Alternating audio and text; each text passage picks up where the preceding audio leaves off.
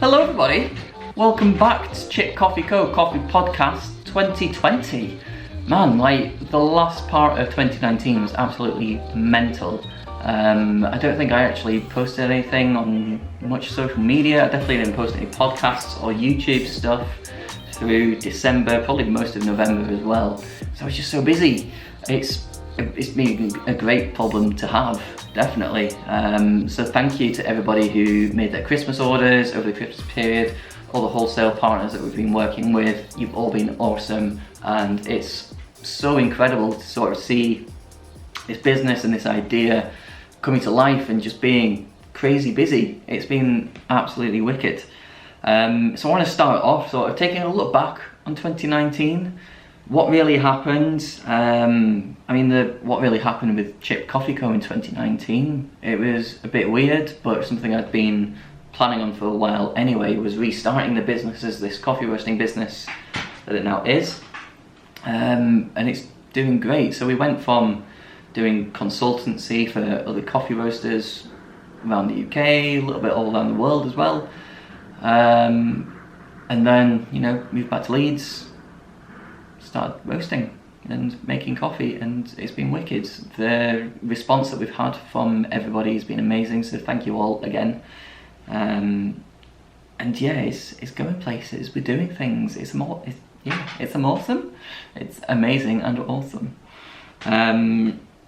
So generally, like in coffee as well, like moving away from Chipp Coffee Co, looking back at 2019 in Chipp Coffee Co, there was sort of three main things that, when I think back on 2019, struck me. One of the biggest ones was the coffee markets, like the coffee commodity C market prices. It absolutely sucked, but it's been sort of great in another way, where we've had so much more awareness, I think, to the public, to baristas, general coffee industry people who may not necessarily have known all that much about how the commodity market works, especially in coffee. And there's been a lot more education, a lot more awareness, and people, even though people may slag off things like organic and fair trade sometimes, which, yes, there's room for them to improve, but when coffee prices are as low as they have been, fair trade prices have been quite good to some coffee producers. And if you're not buying specialty, at least buy fair trade from the supermarket. Do something decent, don't buy the really cheap crap. So yeah, I think it's been quite sad in one way, seeing the coffee market prices and how that's affected a lot of producers.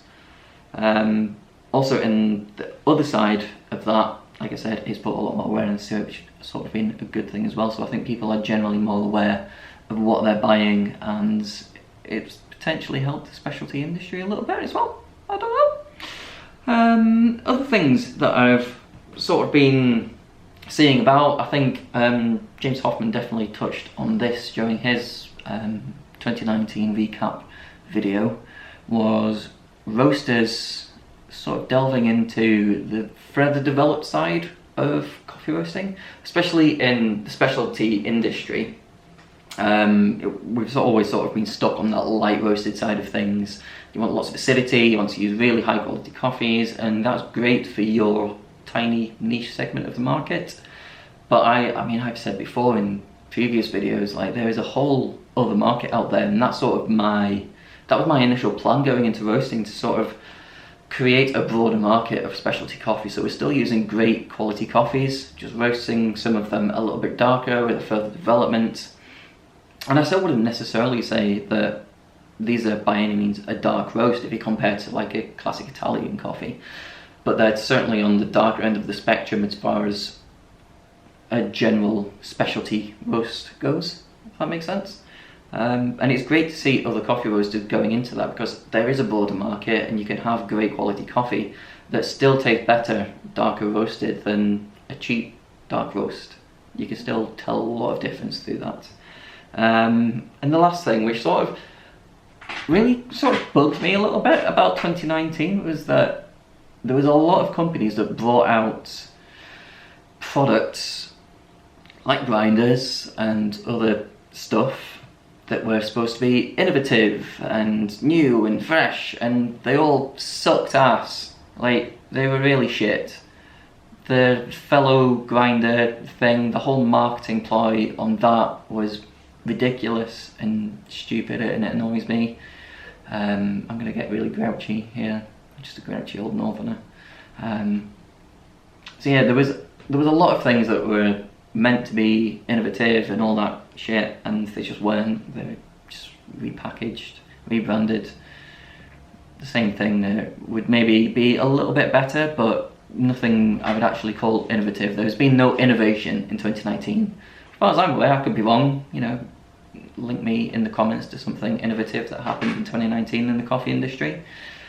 That'd be nice. But I want to see more like actual innovation in 2020 going onwards. It's going to be a while until the next big set of like machine and equipment launches happen in host in the next few years. It's going to be a while till that comes along. But there's time. I'm sure there's going to be something that somebody is able to produce in the next year that would be awesome and innovative. Yeah, that's where we're going with that. So plans for 2020. Sorry, I've got a little note in front of me if you're watching this on YouTube as well. Plans for 2020. With all the like amazing reception that we've had through 2019, the response has been great. We're really focused. I mean, personally, I want to do a lot more sort of community and local events. So I want to put on cuppings, tastings, try host some latte art competitions as well, and start creating a bit more of a local community, not just within Leeds, within Yorkshire, and go around the country as well. I need to go up to Edinburgh, do some cuppings up there, probably go down to London, do some stuff down London, those guys. There's loads that I want to do, and one of my main focuses that I've always wanted to do with Chipp Coffee Co is building a community, and not just a community for Chipp Coffee Co as a brand, but using this brand to build a greater community of great coffee. It doesn't have to be my coffee that people are using, just building a community together I think is awesome. It brings people together and it's just wicked. Doing nice things for each other is what I want to do. More exciting coffees, that's another one. So this is a bit of a weird one because I'm sort of putting a downer on myself here. The coffees that we've had at Chipp Coffee Co, they're all great, they're all really good coffees, but there's nothing that I would say that we've had that's been outstanding. This made you go, whoa, this is fucking incredible. And there's a reason for that, there is good reason. I've purposely chosen and bought the coffees that we're currently producing and roasting for that sort of broader style, that broader audience of coffee drinkers. So we've still got some great coffees. The Ethiopian Kea Mountain that we've still got on a little bit of at the minute, that's probably one of the higher end ones. I mean, that's probably like the 88 scoring, so that's definitely in the higher end stuff.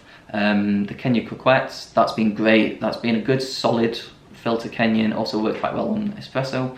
But then we've also had things like the El Salvador Finclas Mercedes, that was more of a sort of 84, 85 mid-level coffee, the Highwire blend. That's definitely sort of the further developed espresso generic. Well, I wouldn't say generic, it's palatable for a great audience who want great coffee. But my plan is to maybe start introducing a few more like really exciting, exceptional, out there, weird ass coffees that are going to be a bit insane, because I've got access to them. You know, we can do that. I managed to source a load of these sorts of coffees for Fortitude all the time. Like Fortitude have had some incredible coffees going out through 2019, and we've got some amazing ones already lined up for 2020.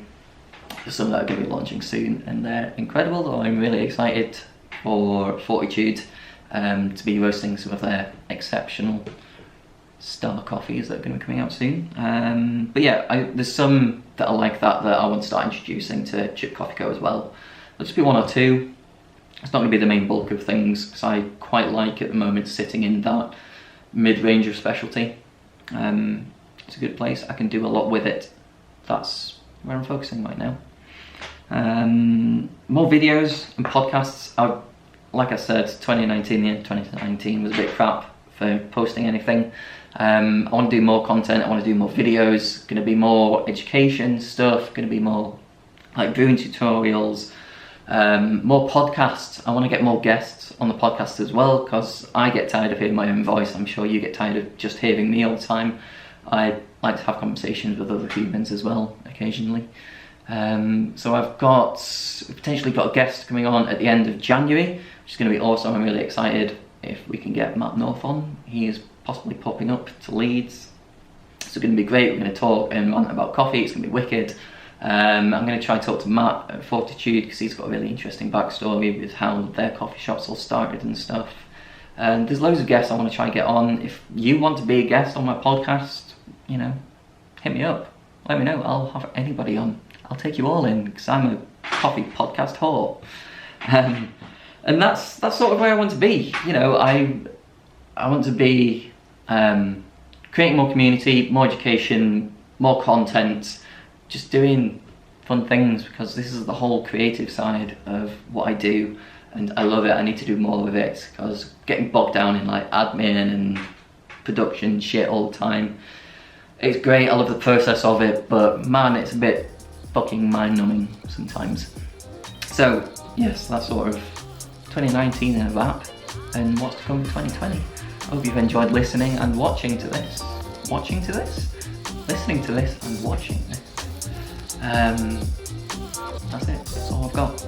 I'll see you for the next one. Let's get booming. Peace.